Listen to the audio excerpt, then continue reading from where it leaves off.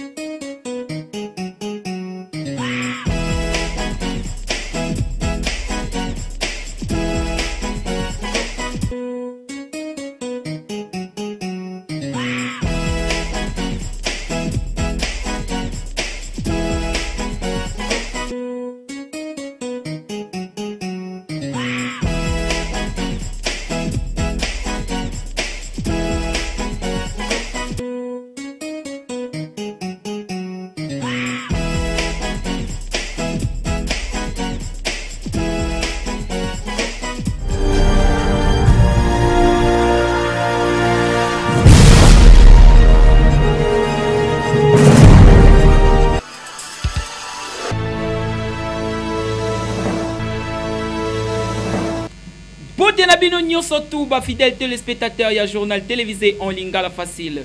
Tikane Bisabino que chef de l'État a promulgué qu'il loi il y a installation il y a une nouvelle province et les cas qui toko avec impact na idéologie reportage il y a Fabrice Bagaza na Pasteur Bwana. Banoko pona bino boyeba ke mobeko yango ezalaki promulgué mokolo ya lundi 2 mars 2015 et pa ya yemoko mokonzi ya mboka na biso je veux Kabila Kabange fille de la paix avec impact na idéologie.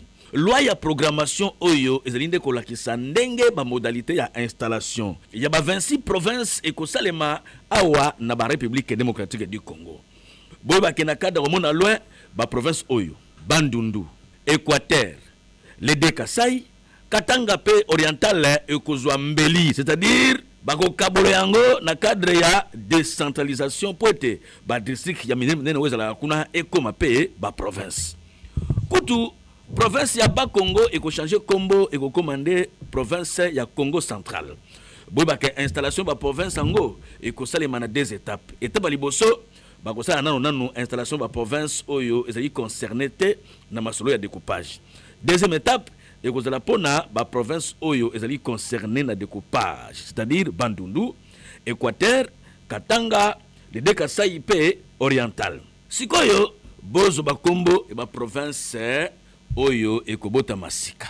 Ba Zuele, Équateur, Haute Katanga, Haute-Ouele, Ituri, Kasai oriental, Kwango, Kwilu, Lomami, Lualaba, La Lulwa, Maindombe, Mongala, Nord Ubangi, Sankuru, Sud Ubangi, Tanganyika, Tsopo, Pe, Tchouapa.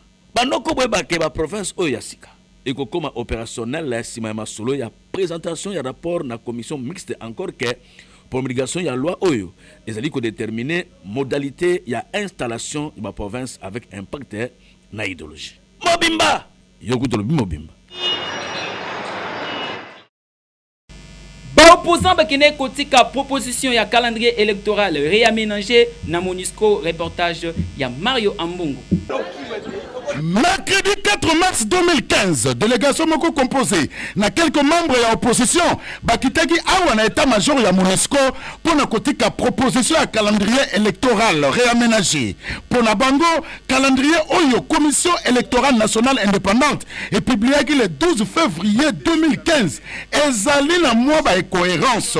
Bolanda Ingele photo modérateur. Il y a plateforme force acquise au changement. Ntenga lobaki na mikwa lingala facile. Comme on a bandé ko ya seni bangonde bazali ko sala manaka to yebisi bango te manaka o batie makoki comme mabiso na maponamité soki maponami e koza maponami ya malonga te yango to ye lokola Monisco o ezali communauté internationale akopesa biso e yanuté to ye awa bazali lokola témoin na nyonso to sala kwa parce que bazali wana nde to ye ko bisa bango ki to kendeki to si to moni bandeko ya seni to si ko kutana entre biso ba congolais bongo bino batémoin bazeneneke bozali awa tala makambo nini tolobaki na seni. Mokolo ya mardi 3 mars 2015, délégation Oyo et Salaki Bongo, même dommage na seni. Ah oui, tozo talela, tozo zimeli. Eokani. Tolongwa na République démocratique du Congo, tokota na mboka Barack Obama, bisika Oyo wapi. Député David Simpson a sengi ba légaliser comme la diamba na ndenge ya kosakana te avec impact na idéologie na kombo ya Nzambe. Voilà na reportage ya Fabrice Bagaza na Pasteur Bwana. Bandeko babolingo surtout ba oyo balula ko sala ba voyage na ba le monde oyo boye ba ke na Texas na ba États-Unis d'Amérique malamu osala kana yo ba jeune makamo misusu kasi ko meka ko plaisanter mais beko ya mboka na bango te. Botu na ngai nini yango lisusu. Bandoko depuis le 1er janvier 2015 état oyo ultra conservateur et si et baraki déjà 3 condamnés à mort avec Yaya Moko détraqué mental c'est-à-dire kiol. Boba ke soki bakangeo avec 56 grammes ya cannabis au kokota prison pe okosala 180 jours pe 20 ans lokola G. Mais yako kamwa na surprise générale pe mingi ya oyo ya kanaye ba mona kaka député moko républicain na kombo ya David Simpson azoloba ke souhait na ye ezali ya ko légaliser cannabis c'est-à-dire diamba noix na kombo ya Nzambe parce que nyonso Nzamba sana mokili ezali malamu pona ye diamba ezali na molongo ya ba tomate ba piment vert tope café ndenge a se justifia ki lundi 2 mars 2015 na kati ya communiqué oyo asala ki faisant suite na dépôt ya projet de loi na ye banoko mbala moko sans que a comprendre boule na ye et sala ingombi bato misusu ba telemela yango avec un pas d'idéologie. Steve Ministeri, chef de file ya ba républicain ya Texas a rappelé que parti na ye mobimba et boy boule ya pambala wana ya ko légaliser bangi na tour na ye porte-parole ya association ya ba shérif ya Texas alandaki pe lokolo pour boy avec force likamongo parce que pona ye diamba ezande cause monene oyo e memaka accident ya circulation noko bulu ya boye soki epesami na mboka ebanani oyo esika diamba emelamaka lokola mai est-ce que bakoboya yango to bakondima mokili makambo des bandes de motards criminalisées. Tozonga na Kinshasa pona koyebisa bino que FPI ataki poids na projet ya création ya ba robot roulage intelligent oyo remise nango officiel et selamaki elekaki kitoko avec impact na idéologie. Remise officielle ya ba robot roulage intelligent destiné pour réguler circulation routière na ba carrefour mouvementé ya ville province ya Kinshasa et salemaki mardi 3 mars 2015 awa na commissariat provincial ya la police Kinshasa. Sima Maloba ya commissaire provincial le général Kanyama na gouverneur André Kimbuta Yango Mami Jokol inventeur ya robot roulage pe présidente ya ONG Women Technology a expliqué qui na ba autorité oyo bazalaki wana système ya contrôle na distance ya ba robot roulage intelligent yango. Lokola fond de promotion ya industrie était poids na projet oyo ADG Constantin Bengele Kwete oyo azalaki pe wana alobaki bona mikolo lingala facile. Sentiment nazali nango ezali nene na loba mikolo nyonso ezali sentiment ya ese. Komona ke vision oyo ya mokonzi mboka oyo ya chef de l'état oyo to bengi révolution de la modernité ezali ko se matérialiser dans tous les secteurs ya vie nationale congolaise. Ndenge to uti ko yoka mokonzi ya ngomba ya Kinshasa auti ko lobao. Lelo ezali sanza ya misato. Oh, tu benga la mois de la femme. Tu veux inaugurer projet ou ezali projet à création, il y a invention, il y a moi si congolais, il y a ingénieur congolais.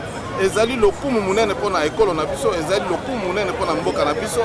Biso en tant qu'institution financière oh ya l'état congolais oh esungaka industrialisation en mboka, toye kosunga ba ingénieur congolais pour que projet na bango elungwa na stade oh babengi stade artisanal ezwa une dimension industrielle pour na lokumu ya mboka na biso mokili mobile.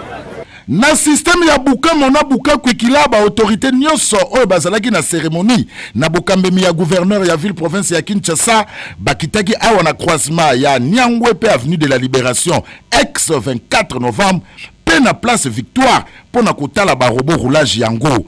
Robot roulage intelligent et aussi li ba embouteillage au souka na création et au kani. Chambre froide, Maïko froid, ezoteka vivre frais na priya kitoko. Voilà dans le reportage, il y a David Bolafa.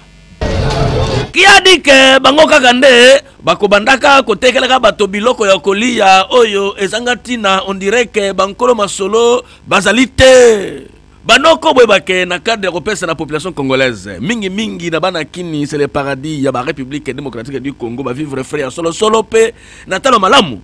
Chambre froide Maïko froid et même libino ba viande de porc cotis tomi pandi et vimba na misuni ba poulet à rôtir pe à bouillir ba poisson noko na ba gessier à bas de poulet pe ezali beaucoup taper les sous makoso ya buka mikuwa avec un peu d'idéologie sans oublier biloko misusu ya deux fois té bien conservé encore que na chambre de froide Maïko froid courant et vanda ki tok kutu boko ki pe ko somba ba sak ya loso sur place kaka ndenge bomoni biloko na biso eza bien conservé toza na gessier de poulet oyo ba mama balingaka kolia ba papa surtout ba papa oyo ya muluba soko la meli gessier de poulet oyo bango benga mantumbu ya soso vraiment na yebi ke soki ata balobi ke ba semeki bache supu bache biloko songolo balobi libala na yo kufa ekokufa te awo na meko fwa biloko nyonso ezali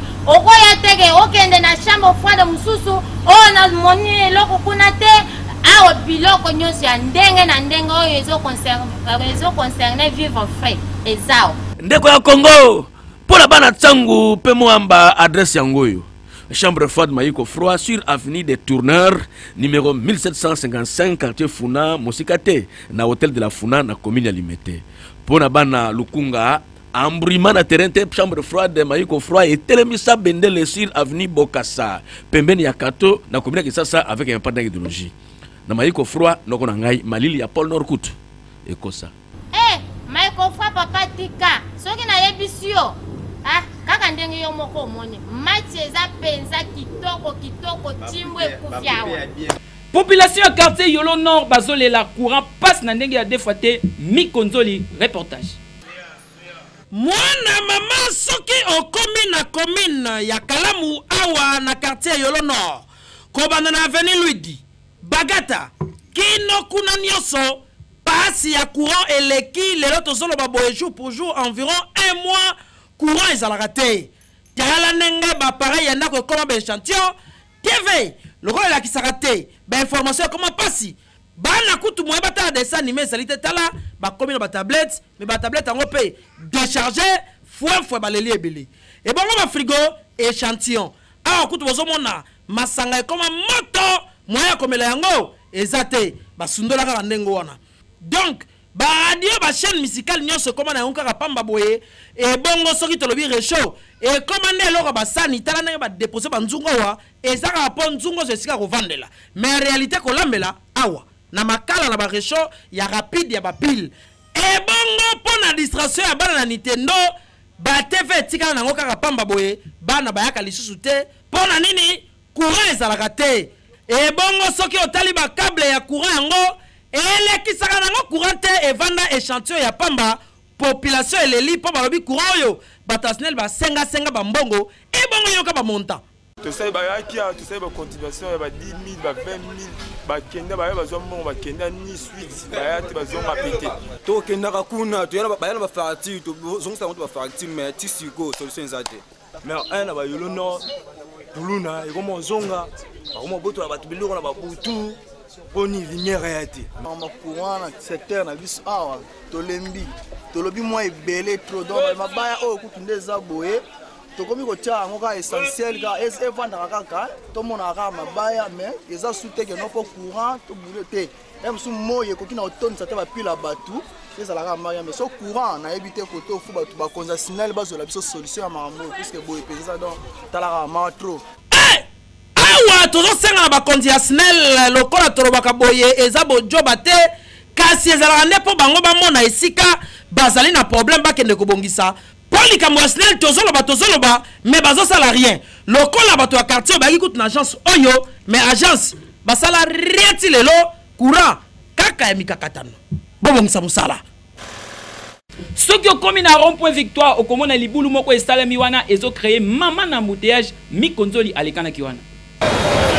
Révolution de la modernité vision na chef de l'état mokonzi ya mboka Joseph Kabila yangoyo awa na rond-point Victoire tomoni robot roulage ekoti esali bien kasi population eza kolela kavumbakata na libulu oyo esali mama na ebale awa na avenue Victoire na ngambo ya Kasavubu koka mwa bandeko awa ta robot roulage apesi feve po mituka eleka ndimela ngai ke na kavumbakata na libulu oyo leta mituka sala manœuvre kaka voiture moko ya pambe koleka pe misusu elali tango akopesa rouge mama na embouteillage ko se créer koto yo po soko tali bien tala mai ndenge za ebele oke kuna mipanzi bakanivo kutu bakira yango kala mvula lokuta mabe bamoko pe lisusu bayebite po nani aza na compétence akosala mosala oyo population leli embouteillage esi la te grâce à libulu oyo tala libulu posé ali ata yo moko tout sorti nyonso ezaka na Victoire lobi gouverneur ayaki ya de la ville abaki arrangele biso libulu oyo problème ezaka libulu nde soki elongwe nango robondako mipepele te bakonzi babongisaka libulu ebonga nango basala yango ebonga epuis basalela biso bakarniko oyo nde ezokotisa bamai awa so mai ekotisa bakarniko etomi mulebeti yango moye mai elekeza te yango nde ezokatakata bazela awa mpona libulu wana tolembi yo motalaka nde amputage roba tozala mosala bien mais bilonta libulu ezali awa eske ma ekosimba mpona robo alors mpo robo osala bien libulu ezokasala yango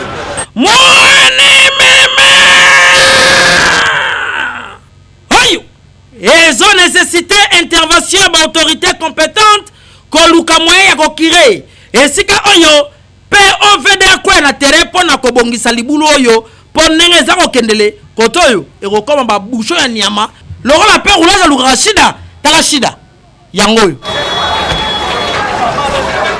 na commune ya Ngalema école Tundele bazolela lisungi bona reportage ya Ibrahim Ndokua.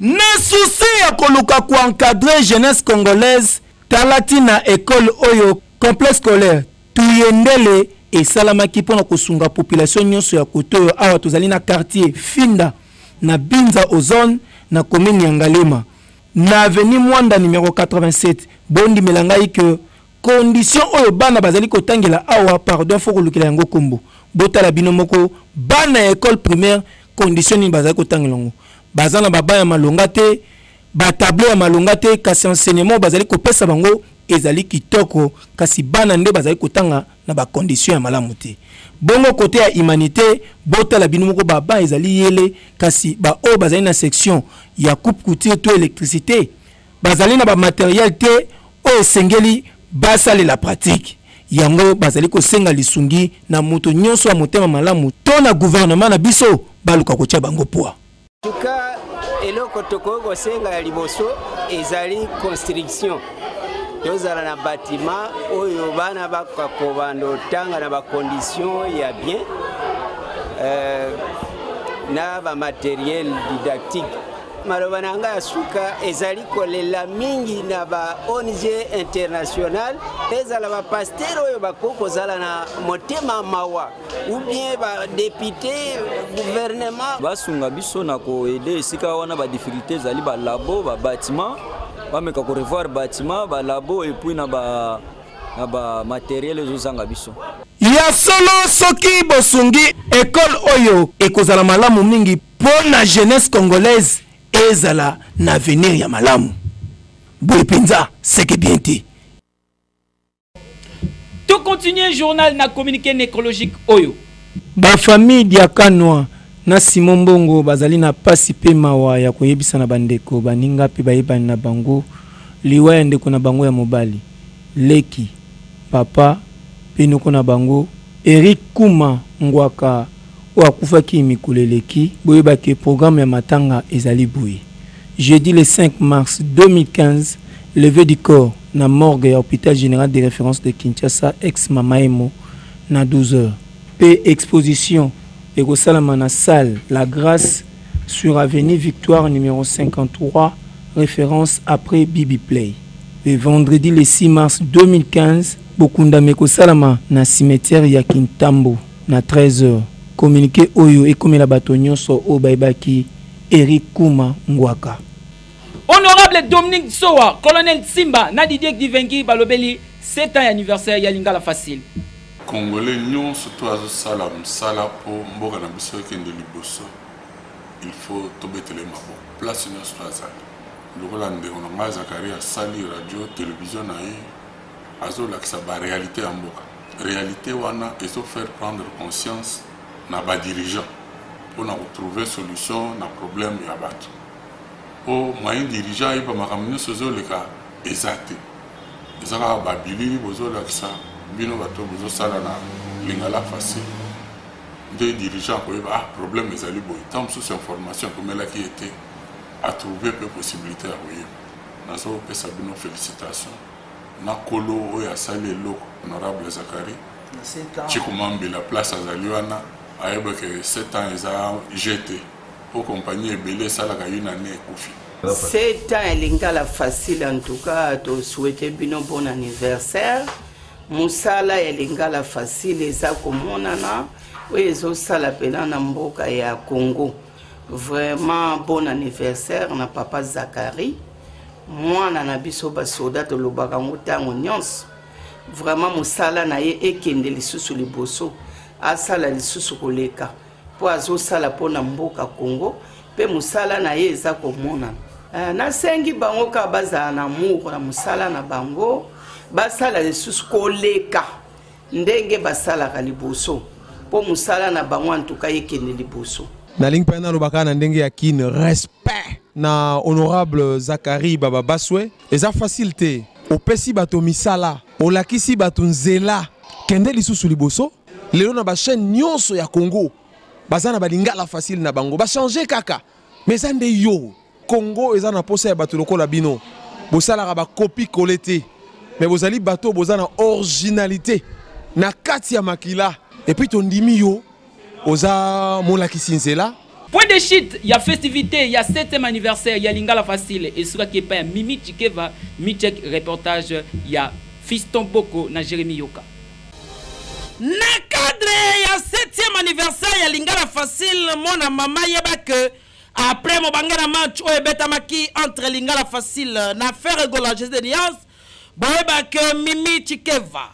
Moi si y a pas tant on a vendu sa charisme aspect et beauté lokola a décidé qui a quoi investir awa na mboka na biso Congo Kinshasa yeba ke ayambaki équipe ya Lingala facile la cadre idéal on a sali sika le retrouvailles chez Mimi Chikeva comme équipe mobimba Lingala facile boyeba ke Mimi Chikeva.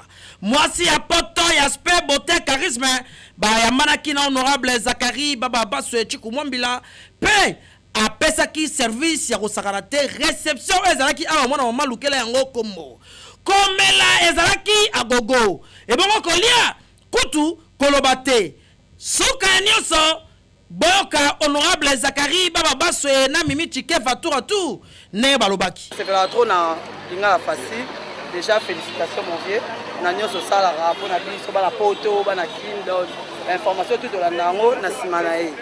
Donc, na mingi te ya opesa bino comme cadeau. Cadeau na na pesi bino na Lingala facile. Voilà. Donc à part wana na zaisi lelo so opesa te oyo na pesi yo nanga. Maboko. Na ne sengo mingi pona koyamba leki nanga lelo. Akoli pe kepoto asali musala azongi na Congo lelo achepe libaya na kata kini. Et ayoki ke viena Lingala facile pour 7 ans a bengi ngalo bi yaya soki boko beta bale na singi soki bale sili boya ko peme pa na ngai rabi amimi yo to fonla ka soka binanga te boya kaka et vous savez le monter et puis masango pesi biso nzamba zo sa suya ebele po yo ko luka oso luka pe lupe me mat Lingala facile ka so sala ngo partenariat ba ko lobo simbi ki se place pour Lingala facile soka bandi ko fula yo pour na place oyo o bano tia biere comme 10 000 francs pour batu ba yate mais batu ba ko yakaka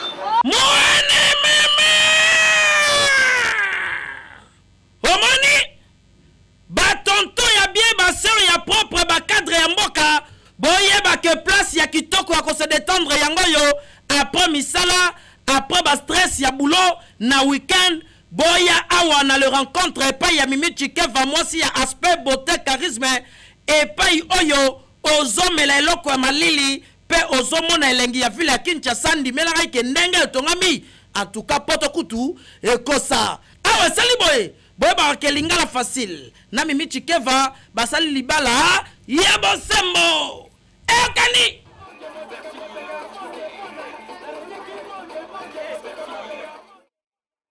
na micro ya Fiston Boko Redi Amisi Père Lobeli 7 ans ya lingala facile Zakari aza ndenge mona biso c'est-à-dire un battant mutoyo abundi bitumba ebele po comme pas ye azali alors abundi trop pour na biso totalaka mabe ya mutu te totalaka pe malamu ya mutu pe mutu na mokili o azalaka kaka malamu pe azate la preuve Yesu mwana nzambe pena mutabien babumaye pona biso olingo iponga yonde wanga na motema o mama kotika nga bongo te na kowe bongo motako kufa mama rendez-vous na ngai oye ite bana lingala facile mbote seta ya lingala facile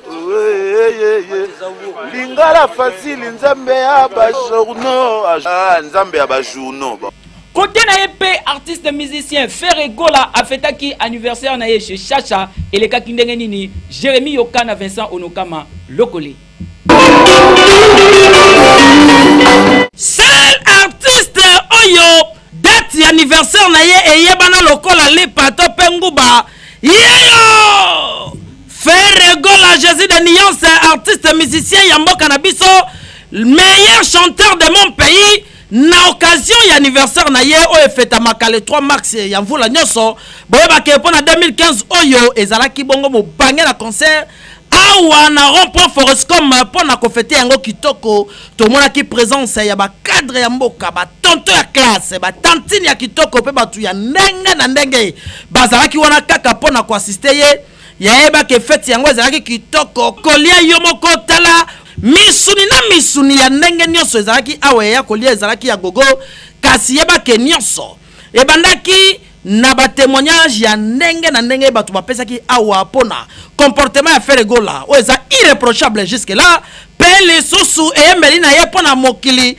tozoluka mutaleki na voix tilelo amona te yaya tangu ye moko apusana pembeni ya gâteau ya anniversaire na ye pona ko boma bougie yoka nenga palolaki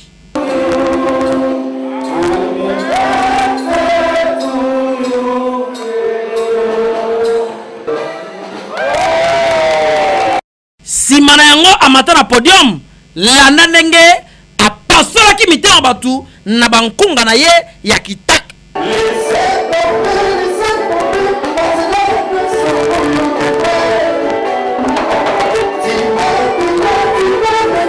mwana mama toloba lisusu nini na masolo ya chant ya melodi ya voix ya nkunga nzambe na bango yeyo Ferre Gola Jésus de Nuance le grand chanteur de mon pays oyo ayembaka kino lelo nanu adversaire amonana te en tout cas Ferre Gola continue kaka na yembeli oyo po ndenge zokendele on refose zona chorale ya Lola ekani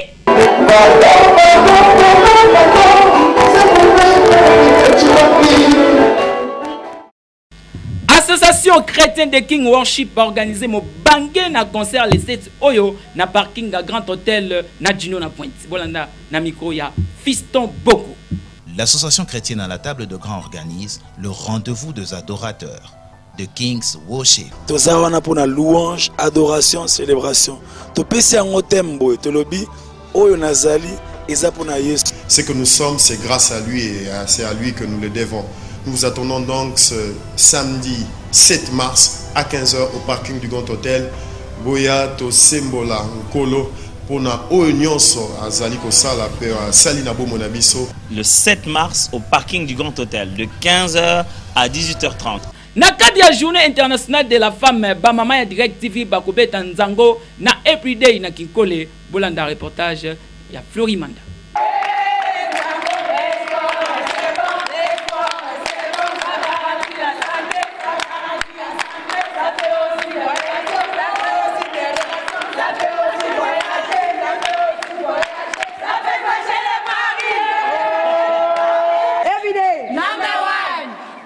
Facile. Fibou. Les amis de Vodacom. Toujours meilleurs. Les amis de Direct Télévision et surtout Yalingala Facile. Numéro 6 Nabino. Hein? La défi numéro 6, maintenant Lionel Messi. En tout cas, nous vous invitons tous. Toute le maman, tout le papa, parce que ma papa, il y a quoi pour accompagner maman.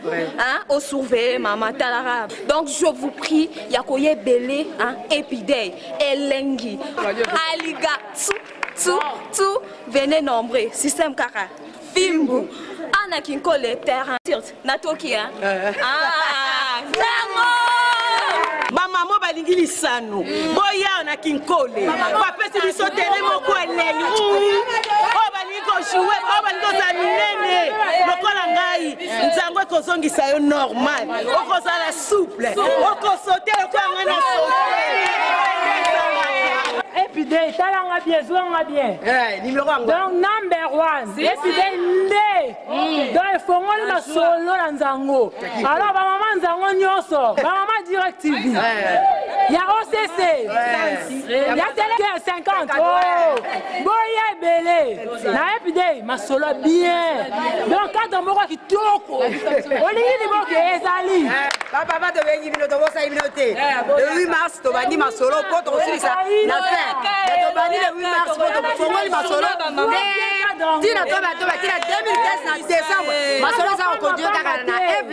Papa Kobo Sanate, la rumba congolaise, il y a deux surprises, DJ.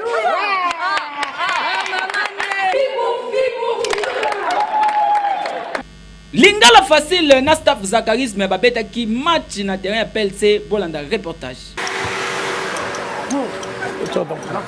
Na cadre ya kokolisa amitié entre bandeko ya Lingala Facile Direct Télévision pena staff Zakarisme bana lingwala ya solo boye bake babeta ki mobange na match amical awa na terrain ya PLC na commune ya Lingwala nyonso esalamaki na présence ya Yemoko le vieux Zakari baba l'honorable Chiku Mwambila le député sans frontières ezalaki match moko pirement amical yebake ezalaki mbutu ya nyama kasina gentillesse na terrain po ezalaki likambo ya koswana te match ebetama kaka na premier mi-temps nde action ya ndenge na ndenge esalami kasi joli passe à la Rumidige oyo la voix de Kinshasa apesaki pe Jolibi et Chamaki avec impact na idéologie match esukaki na 1-0 pour na premier mi-temps na deuxième mi-temps malgré l'attaque de part et d'autre yebake match esilaki kaka na score il y a 1-0 en faveur ya Lingala Facile staff Zakarisme bazwaki kaka moko na bango pe baleli ebele. Merci honorable Zakari Barabasu na initiative de te petit match sali bien malgré te poli on va les faire play qui se fait makasi biso staff Zakarisme na Direct TV biso na biso nyonso bana ya mutuma quoi ya honorable to poli eza match choix au salaire été to poli bi moko mais bino boko pour la M sur Direct TV et pour la 4 ou bien 5-0 ozomona parce que honorable Zakari ba surface honneur lingwala c'est Zakarisme tout kin